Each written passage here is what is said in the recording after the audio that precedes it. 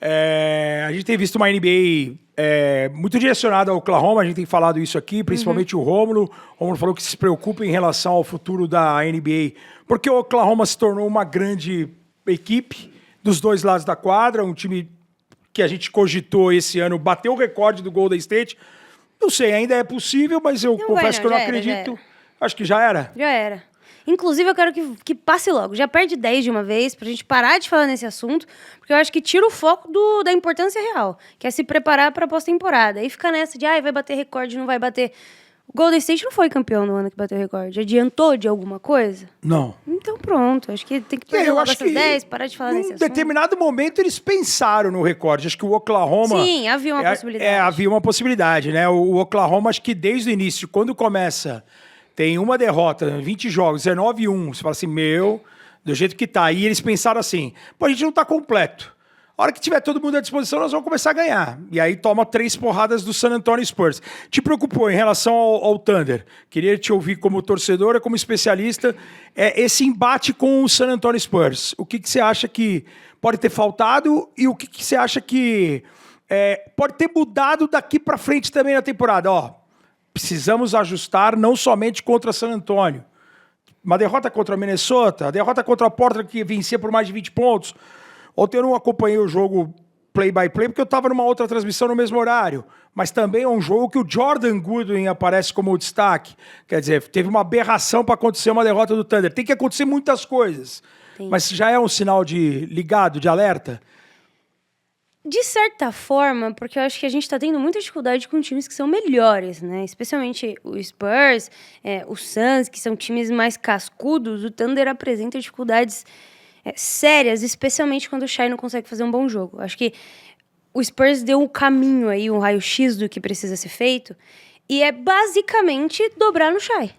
O Shai, quando não consegue pontuar, dificulta demais a vida do OKC, porque não tem um jogador hoje, apesar do J-Dub ser incrível, fazer os 40 pontos nacionais, o Chat está jogando muito bem depois de ter tomado 3 na cabeça do Spurs, ainda assim não são jogadores que falam, beleza, o Chat tá dobrado, deixa eu fazer aqui meus 40 pontos nessa noite. Não são. Inclusive, todas as vezes em que o Shai nessa temporada, Buga, arremessou menos de 45% de quadra, o OKC perdeu.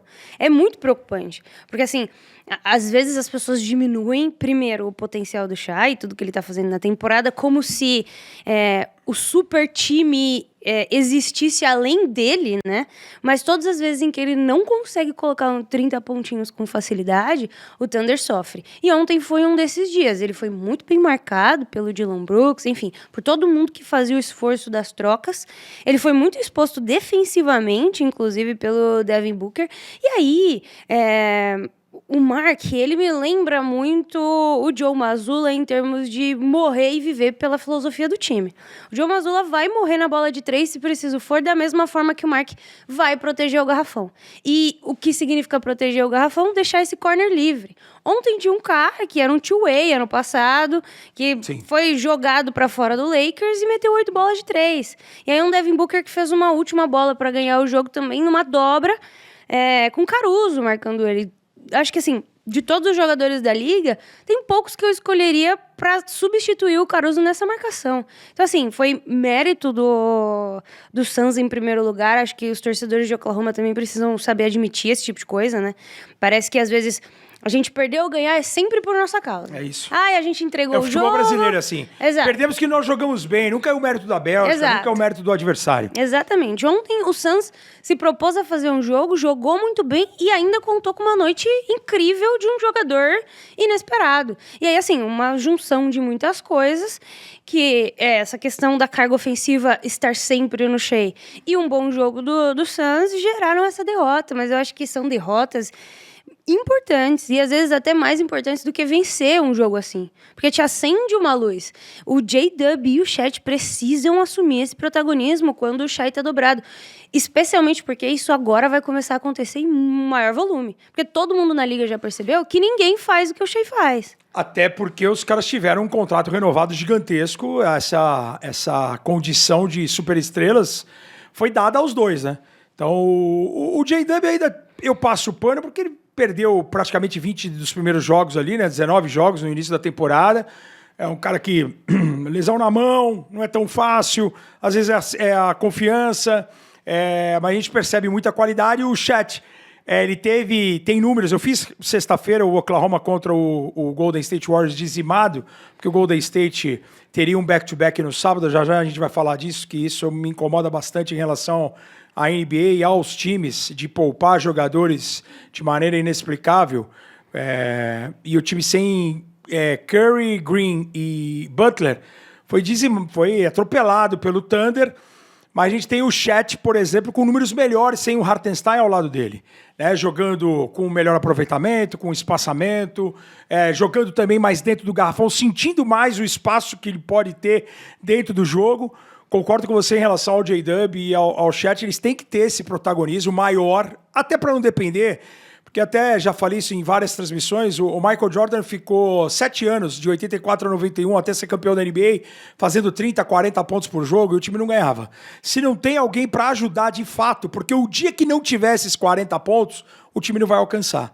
Então, teve aquela estatística que o Shea podendo se tornar aí o primeiro jogador da história com pelo menos 30 pontos de média em menos de 2 erros por jogo, que é um fato muito relevante do cara cuidar bem da bola, já que fica tanto com a bola nas mãos, mas a partir do momento que tem dobras, a tendência é aumentar o número de turnovers dele, porque o passe pode ser que não chegue com tamanha precisão.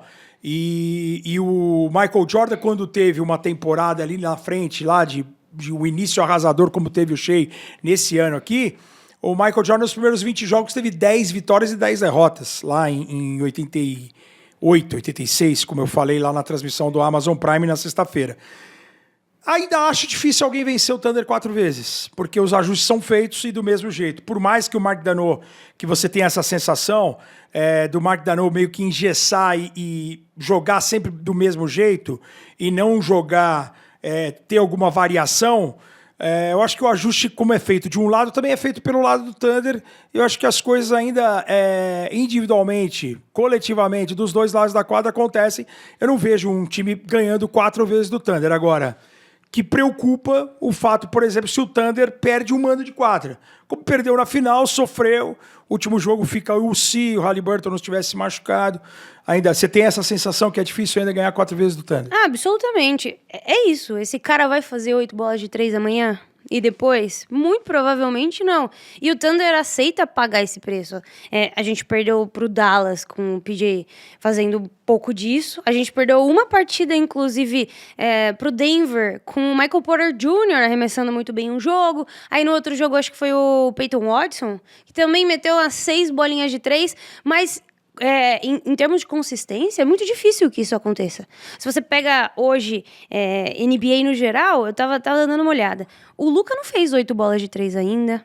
O Curry fez 3 vezes. O Curry fez 12 aí outro dia. Mas assim, a maioria dos jogadores nem fez isso durante a temporada. Foi um jogo atípico e acho que assim, a galera dá uma exagerada quando o Thunder perde. Porque como quando se fosse o fim do mundo. Porque tá todo mundo de olho, virou vidraça, né? O Luka ganhou 8 jogos arremessando menos de 45%. O Luka tem um apoio. O Austin Reeves vai fazer 40 pontos se for preciso. Fez. O LeBron vai tomar a dianteira. É isso que eu sinto falta hoje em termos ofensivos do Thunder. É legal que a gente tenha talvez a melhor defesa da história da NBA. É legal que o Shea esteja fazendo o que um guard não faz desde o Jordan.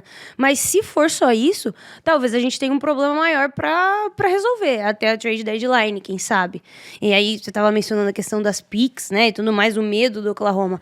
Acho que o Sam Presti foi muito inteligente em, basicamente, mudar o mercado da NBA, né? Ele inflacionou as picks, as trocas, desde a troca do Paul George. Agora ele tá sentado em, 30 picks no total, e ele tem o controle da NBA sendo o melhor time. Ele decide se ele vai gastar essas picks, se ele vai trocar pro futuro, se ele vai pegar um puta jogador e se a gente precisa. Só que acho que a gente fez 24-1, né? 24-1 e agora a gente tá com 6 vitórias e 5 derrotas. Claramente algo mudou. A NBA entendeu alguma coisa sobre o Thunder que a gente não tá conseguindo responder até aqui. E aí, se a gente vai conseguir responder como o elenco que tem agora, ou se o Sam Presti vai precisar fazer alguma mudança externa, já é outra questão. Mas que a gente pode fazer, sei lá, virtualmente o que a gente quiser, sem dúvida, na NBA hoje a gente pode, né?